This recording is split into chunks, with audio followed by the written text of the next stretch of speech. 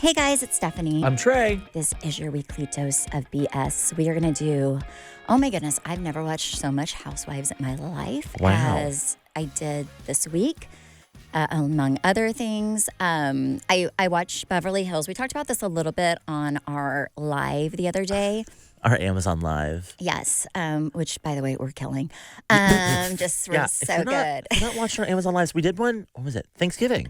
And we did gave one away yesterday. a lot of stuff. We gave away a ton of stuff on things. Travis is like sending out the last thing today. The luggage is going out. So it was super good. Yesterday we did another one. I mean, I showed people my hemorrhoid cream treatment. She put it on my face. I put it on his face. If you missed it, you're just not going to have as good of eyes as me and Trey. Yeah. But it's okay. But let's talk Beverly Hills first because it's a little less heavy than Salt Lake. And did you watch Beverly Hills yet? Yes. Okay. Thoughts? Well, I agree with what you said yesterday. I didn't like the scene between Dorit and PK, where he kept referring to himself as single PK. Yeah, I hate that. It was just uncomfy. Yeah, well, and you can put yourself in her shoes. Like, whenever you're getting divorced, it's very difficult, right? You have children, you've been together for a long time. And it just seemed, you kind of want the other person to be a little sensitive to your feelings. And it seemed like he was anything but sensitive, almost like he was rubbing it in, like single so-and-so. You know, like, yes, we know. But do you have to keep referring to yourself at that? Also, like, him talking about how he's, like, dressing better. And I don't know if he lost weight, but whatever. I mean, just do that when you're married. Like, take care of yourself when you're married, not when you're single. Like, but ridiculous. It almost felt like they got into a fight before they started filming that scene, and he like wanted to embarrass her. It was just weird. But in the end, I feel like he only embarrassed himself. Yeah. It was not a good look. No. Have you noticed how Kyle will not say Morgan's name? Yes. On the show? And she kind of came out, they were doing like a whole Watch Happens Live thing in Miami last week, and her and Garcelle were on, and she was talking about how Morgan just like doesn't want to be talked about. And I guess I don't think it ended there, whatever they have going on, but like it severely fractured it to where Morgan's like, I don't want to be talked about on your show anymore, which I find kind of odd because did we know Morgan Wade before? No, but don't bring somebody on the show if you don't want to talk. So you like introduced her to everyone, so people are organically going to ask and talk about it. So I think it's a little too. It's like kind of like having a new boyfriend when you're a housewife, bringing them on and then getting mad when the next season they want to be, they're talked about, but like the audience knows them because you introduced them to but the also, audience. Morgan very much benefited from this. Like, yeah, she had a whole music video with Kyle, kind of making fun of the situation. Like, isn't the goal to get as many eyes on yourself as you can when you're trying to break into the music industry? Do you think maybe they were together, they broke up, and then Morgan's like, I don't want you talking about it, or me? Maybe that's it. Maybe. I could see that being something more so than anything else. But you didn't not know what you signed up for. Yeah, it's a lot. It's a lot. Yeah. So it's odd. But also, I really don't care about that relationship as a viewer or a person. Honestly, like, date who you want, do what you want. But like, I think what bothered me about it whenever it was on there, it was almost like dangling a carrot but not giving you anything. You know what I'm saying? It's like, when you show a dog a treat and then, they think they're going to get it all season because you keep hinting and bringing this person around, and then at the end you just stick it back in your pocket. And you're like, learned from Kyle's mistakes. Dorit is like, we're not going to do that because that didn't go well for her, so I'm just going to give you all of it. Which, and boy, is she ever. I kind of appreciated in the beginning Dorit saying kind of, like with, PK, how he got sober, then, but alcohol really, I kind of got that. But I'm going to be the same way with PK as I am with her. I think, like, if there is something that just bothers me when somebody just keeps saying it, like, I don't know, just don't make each other look bad. I know it's hard. You have a big platform to do it. I just feel like at some point it's his thing to talk about, and I just don't like, I don't know. Sometimes it feels a little too much for me, I'm going to be honest. Like, I know that he was an alcoholic. I know that, but I feel like just you can't get mad at him if you're going to also do it. What are your thoughts, though, on... Well, yeah, I thought her ordering a drink at lunch whenever he's sober now, or like she's fighting him over. It just seemed kind of odd. But no, but also like I will say maybe it's just interviews and stuff, but I feel like she talks a lot. Like she'll kind of that point. spread the message far and wide, which say it once I get, but also I don't know. I'm always just so weird when people have kids and are going through a divorce. And I think it's because I have a lot of people that I know, people that I love who have messy, messy, messy divorces. And at the end of the day, as an outsider, the only people that are losing it's not your spouse. It is your children. It is the kids that are losing. Their kids. No, but what I'm saying is whenever you. No, I know, no, but don't find it odd that like you're public figures and you're not going to tell your kids, thinking like your kids won't find out. I mean, kids know everything. Right. I mean, kids are. It's so funny. I think whenever you're younger, you live in your own little world. Like my sister and I would like sneak around, go in my parents' room. You know what I'm saying? Like go sleep on the floor in their room. It was like our biggest mission in life is to see if we could lay on the, stupid stuff. Just when you're kids, you just get into mischief. Kids know what's going on in the adult world, the secret adult world. They just are quiet. They don't, I remember being at like Thanksgiving dinner. I was very, very young, and I don't think I knew how to spell. And the adults were talking about something, and then they spelled out a word. It was like candy. And I was like, oh, candy? And they were like, oh, shoot. She knows how to spell. Have your kids ever Googled you? I don't think so. I mean, I would never let them watch Housewives at the moment. I mean, Chance Whip, he did it. I mean, but Cruz, no, I don't. I mean, if they watch it when they're older, that's fine. But it was some heavy topics. I would not be like, oh, you want to watch Mommy? It's not something that I really am going to just feed to them. I don't know if they've ever Googled me. I don't think that they care enough, honestly, to Google me. And I'm glad. I'm glad they don't care enough because. But that's the thing is like those kids have iPads, and if they just give it a little Google, they'll find an article real quick, and it just seems like I wouldn't think to Google my parents either. Maybe when I was older, I would, but. I wouldn't. I could see how like maybe college age kids would think to Google, but I would not wish being a teenager and having your parents on a reality show on anybody. I really wouldn't. I feel bad for. I'm truly. I can put myself in the shoes of thanking God whenever our show ended. It ended at the time it did because both my kids were so young and so like I felt like they were very safe with the show. Like I really can say 100% I leave not having a lot of regrets when it comes to my kids. I think if I was doing it now, it would really, I think it would scar them. I really do. I'm going to be honest because you have so many eyes on you, not only on you, but on your family, on your children. You have people that are constantly lying about you, constantly starting rumors about you, constantly just trying to disrupt your life. And what people don't understand when they do that is, it gives them attention, right? But also it really, really harms the families. I remember seeing things on our people that I am on a cast with or other housewives that I know is 100% not true.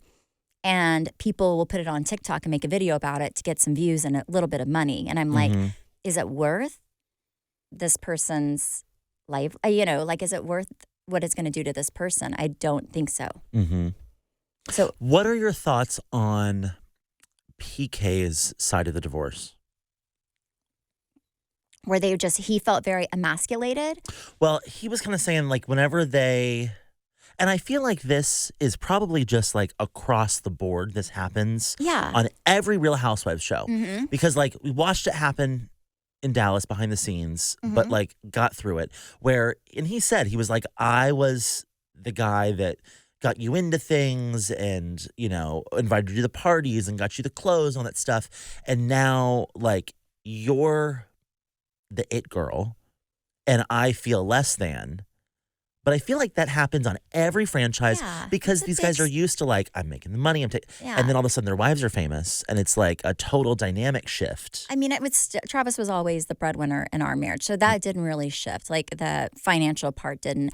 I think he appreciated that I could buy things for myself because it took a lot of the, he was like, oh, you want, I was like, anything I wanted I could buy myself at that point, which I think he probably liked, I don't think Travis is one of those guys that just loves going and buying me a bunch of clothes. Like he's just like, this is such a waste of money and you have 55 dresses. Do you really need 55 more? But it goes there was a little bit of a I would say maybe I don't want to say a power struggle, but you can say that No. I think that most of the men, and my husband included, where it went from I am Travis's wife to he is Yes. Stephanie's husband. That's the part. And yeah, and I think that's a very weird place for somebody to be, especially somebody who is a business owner and who, I was always the supporting actress in his life, and he was now the supporting actor in my life in many ways. It's not a power struggle. It's like a social shift almost. It's like a weird, and it happens overnight. But also, it's also probably hard for them because as the people getting paid as a cast member, you are really elevated and celebrated, right? By Bravo, by a lot of the fans. And a lot of times, and you're getting paid, right? So it's your job. And a lot of times the husbands, the supporting people in your life who are not getting paid, who are, have usually very, very good jobs. There's a reason that we're cast. And a lot of times, it's because of who we're married to. And I know the reason I was cast is a lot of who I am as a person, but I also know equally it's the life that Travis built for us, right? And I say that because I was not working at the time. So I'm not going to say the life that we built for, like I was raising children, but I at the time was not working. So our financial place was because of him and still is. But I think another really hard part is you're kind of put in this position where you are going on camera and supporting something that your wife wants, right? You're not making any money. And it's honestly a lot of times not great for business. Trust me, people weren't calling us out of the woodworks wanting to buy lockers from us, because we're on Housewives. So a lot of times, there's a big possibility that it can hurt your business, especially if they make you look bad, right? And the wives are many times celebrated, and the husbands are many times, kind of villainized. Yeah, I would say villainized. Absolutely. Like they do one thing wrong or say one thing wrong, and people are like, that asshole. Yeah. Like Bronwyn's husband right now. Yeah. I noticed in the last episode, which we'll get to in a second, they were at some dinner party, and Bronwyn was like, yeah, I can be a bitch. And he was like, don't say that. And it's almost like, it looks like he's scolding her like she's a little girl. But at the same time, I have my opinion on it, which we will get to in a second because we're not at Salt Lake yet. But clear example, Mark Duber, the year that they made him look like he was jealous of his daughter. Do you remember that? No. Yes, it was like Carrie's last year on the show, and they made it look like, if I think that, you know what I'm talking about? Mark they made was it jealous, look like he was like jealous of, like Carrie and Zuri and everything, which is just so ridiculous. And I think that they thought, I'm sure the producers were kind of pushing them like, oh, this is so funny. And then you watch it and it makes him look horrible. And I don't think he is or was that person. So. Yeah. Kyle was on the same Watch Happens Live episode last week.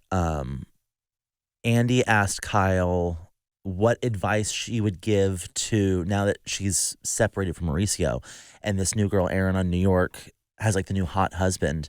He was like, what advice would you give to Erin about having the Bravo hot husband? And she was like, it's not worth it. And he was like, what do you mean? And she was like, it's just like, it sounds fun, but like, then you have all these girls in your husband's DMs and XYZ. And she was like, I don't, like, it's not worth it. Like, keep him out of it. Yeah. It was like, oh, interesting. So it kind of makes you think like all that fed into what led to their separation.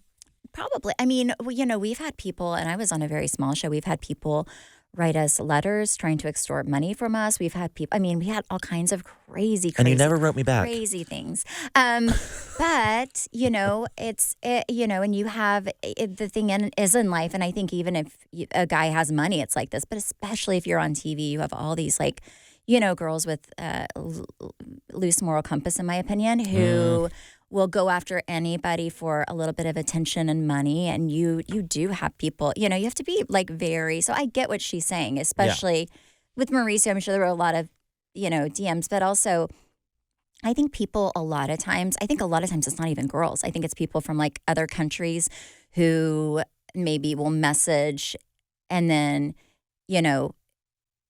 see if the guy It's will more write like them an extortion back. plot. It's an extortion plot. I think a lot of times it's an extortion plot. Yes, Interesting. I really do. Yes. Okay, so what were your thoughts on the Salt Lake City conversations? Oh my goodness. Salt Lake City. Well, I fast forward pretty much the entire thing until the very end because I didn't have a lot of time this morning. Nor do I didn't really care about I have not been watching, so the drama means nothing to me. Yeah. If I'm going to be honest, I'm not invested. I've not been watching, so I just saw because as I was skipping along and had to watch the commercials too, so I had to make sure that was in it. She doesn't pay for. Yes. She pays for the $3.99 Hulu. Exactly. But what was I going to say? Oh, but I did see that one part where the guy was Bronwyn's husband. Bronwyn's husband was kind of looked at her at that dinner when she was like, and I could be a bitch. And then he said, don't say that or something, right? And I did see that last episode because Trey kind of told me about it. And I get what people are saying. Mm-hmm. I think that it did seem like he was... Does it seem to you like he's just very uncomfortable in front of the camera? And his delivery's wrong, or he's an asshole? It kind of seems like, especially at the dinner scene, it almost seemed like somebody getting onto their child. If I'm being honest. Yeah. And I don't know her. I've heard she's a lovely person. I do not know him. But the way that it looked is it kind of reminded me of that, like somebody scolding their kid. Okay. And I know that because that's how I talk to my kids sometimes. Don't say that. Don't do that. I think, is he religious? Have you been watching this? Is he a very religious? Is he one of the big, I don't think so. They haven't really touched on it. I don't know his age, but I'm sure there's a big age gap, right? Yeah. It looks like there's a big age difference. 20-something years. Okay.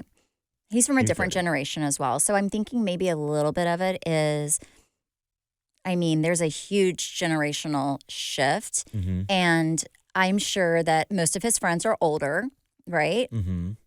And I'm sure he really cares about being judged. Salt Lake is probably a very religious. I think Utah in general is a very religious area.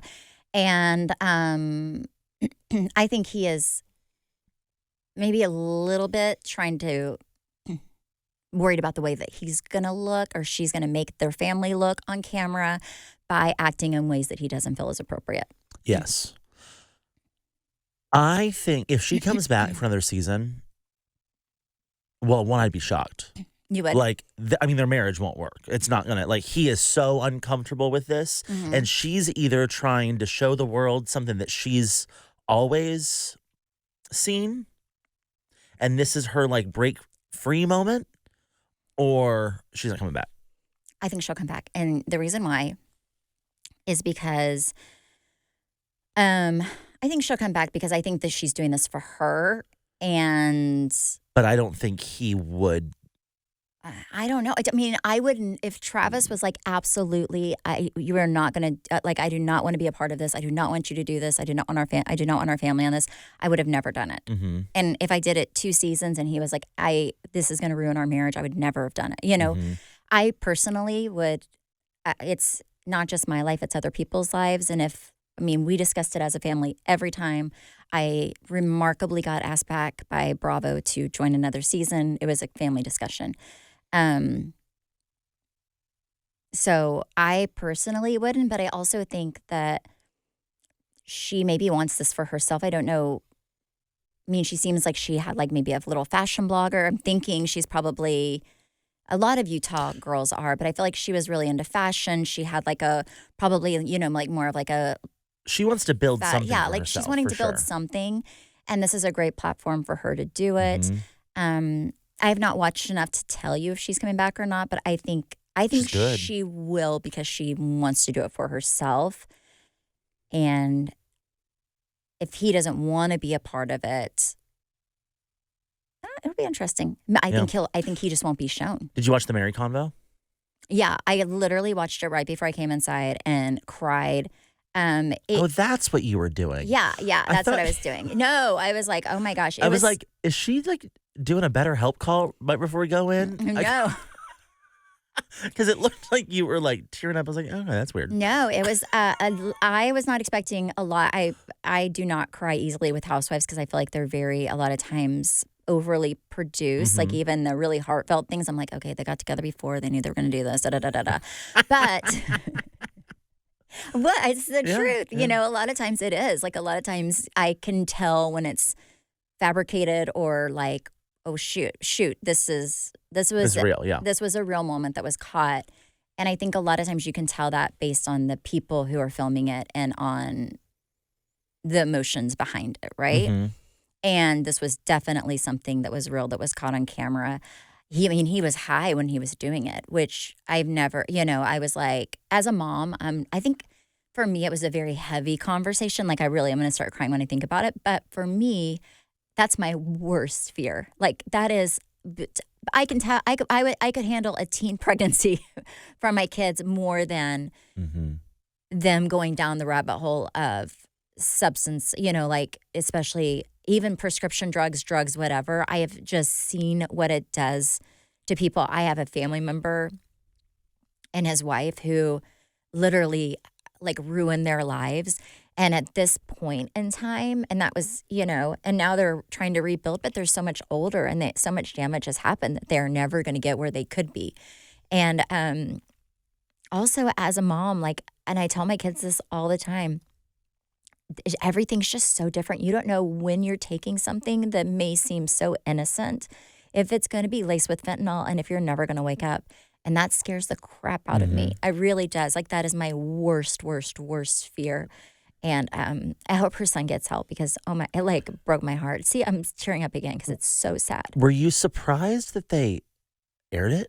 No, I think it's a conversation. I'm proud that they aired it. I think those are things that people want housewives to be, or real life, right? Like that's why I think people really fell in love with the franchise in the beginning. And the franchise has kind of lost a lot of that, a lot of what it needed to be. Like now it's too much focused on the fighting and the drama and the fabricated BS and not really as about like the heart of the people and their families and who they really are.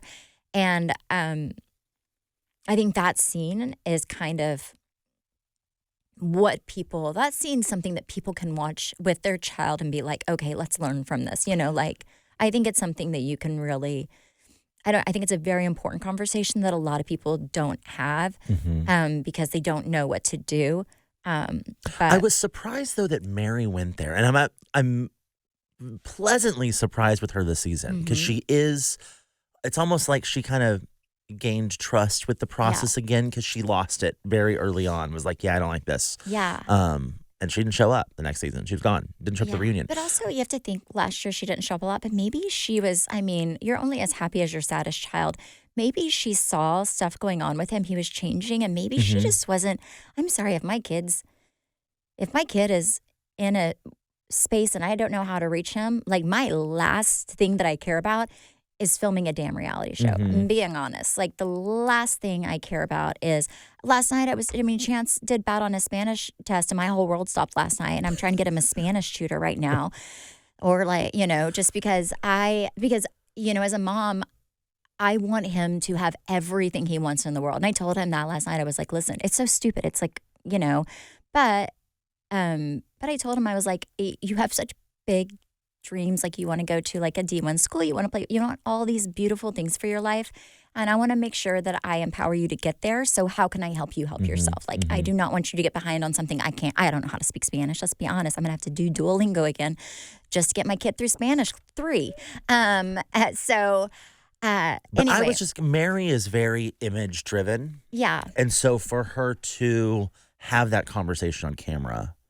Yeah, but it wasn't necessarily, I don't know if she really thought it would go where it went. I don't know if she thought when they filmed it, because I'm sure that they had it set up, right? So they were going to come. It's not like they say, oh, we're doing this right. You have a whole thing. And I'm wondering if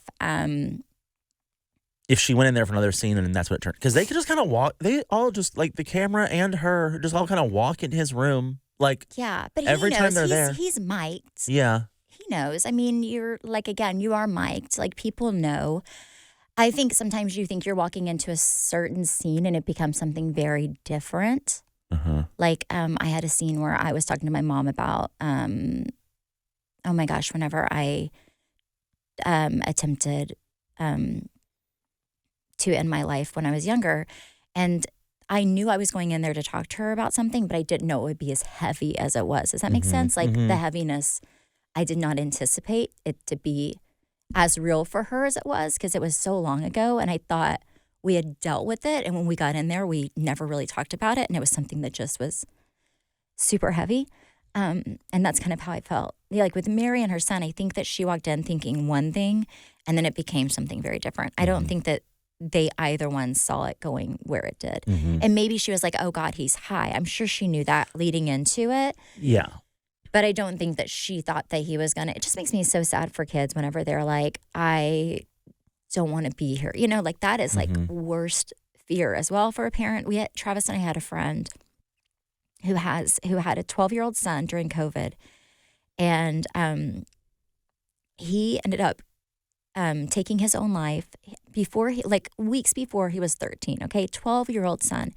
And I did not realize, even as somebody who dealt with mental health my entire life, I did not realize that kids that young contemplated suicide or more so that they would ever go through with it, right? Like I did not think that was possible. And it really changed the way I talked to my children because I was like, oh my gosh, you know, I have a son that's older than 12, or no chance, I think was about the same age. And it really changed the way the conversations I had with my kids. Like kids, you need to have heavy conversations with your children, even at young ages. Like, are you happy? How do you feel? Cruz is on ADHD medication because he needs it for school. And I have him see a child psychiatrist every 3 months because part of the side effects can be depression and things like that. So I don't know. I think it just was something that she did not. I think she knew kind of what she was getting into with that conversation. And I'm sure that she had talked to the producers and the producers kind of pushed her to like share that, which at the end of the day, I think her and her son will be happy they did because they're helping a lot of people. And I think it's also a very healing moment in your life whenever you just live an honest life. So I think it'll be a very freeing conversation. I think it was something that needed to happen, but it was super heartbreaking. Yeah, it was. I don't want to leave our podcast on this sad note. Oh, Vanderpump Rules. Let's go to that. We have not talked about that yet. So, what do you think? I guess it's over. It's over. And I just think Andy said something on his radio show the other day about how the show got out of hand and it was supposed to be about Lisa's staff. But we're not married to the concept. Let's be honest. We're married to the characters. Yeah, like without the characters, do you really care about? I don't care them working in a restaurant. No, I don't. I love Lisa Vanderpump, but I really don't. I think that almost you could just say, okay, Vanderpump Rules is over, and that time is over. Like I don't know if you really need to like redo the thing. No, let's just move them over to the Valley. Like, truly, they are almost all older, if not the same age as a lot of the new housewives that are being cast. Yeah, but do you also want to see, if they're getting rid of Vanderpump Rules, then why take that same group of people and put them somewhere else, right? Like, it doesn't make a lot of sense. I don't want to take it to everyone. Yeah. Ariana is doing great. Ariana's got her own stuff now. And I think that's part of the problem. I think she was over it. Yes. Yeah, I think she was over it. And yes. I kind of don't blame her. She went through a lot, and I think she's like, I'm done. I'm over this. Yeah. Poor Tom Toms. I really stressed out about them because I don't know how, like, they lost their restaurant. And here's the deal, Trey. I always worry about people's financial stability. I'm not worried about Tom Toms. And I'm like, did they save? Because Tom Toms were on Winter House. They did a little stint on Summer House. They've been on the show for a long They'll be time. Fine. Yeah. They surely have some money in the bank. I don't think that they're coming back on TV though. I don't think they'll be a part of anything else. No. I don't. I would be shocked. I think we're gonna have Lala. I think we're gonna have Sheena. And maybe the occasional Katie on the Valley.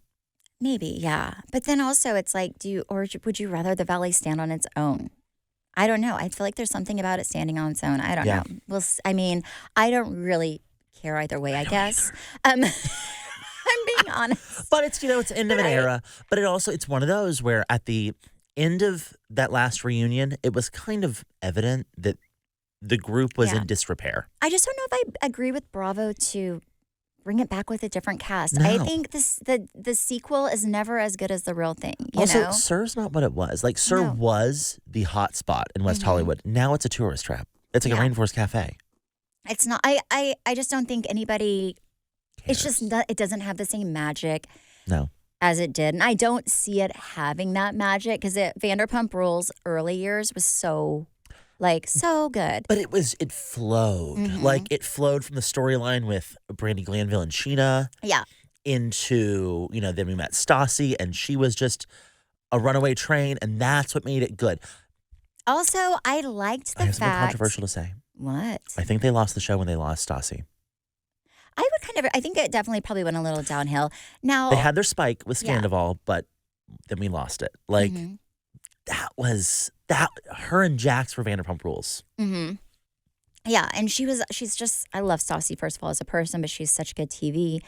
And I do think she really anchored, I would agree, her and Jax kind of anchored that show, whether you love him or hate him. I do think they did. What was I going to say? But yeah, I don't know. I don't know if they should bring it back with another cast. I almost feel like leave something great. Yep. Like let it die on the top of the hill. Let it die on this was a great, great, great franchise. Yeah. Because I just don't see it creating that much magic. I think the magic was, you're right, the casting, how it went in, but also I think a lot of the magic was, especially for the younger viewers, because I think they probably had a much younger audience than, like, say, a Housewife franchise, is you're seeing people working at a restaurant, struggling, who are, like driving very normal cars, living in, like really like working to people. They were trying to make it in Hollywood. They were trying to make it. And I think people can really relate to that. It was fascinating because at the same time you had Beverly Hills, like Housewives of Beverly Hills. It was such an extravagance, right? And all these people who just had this lavish lifestyle.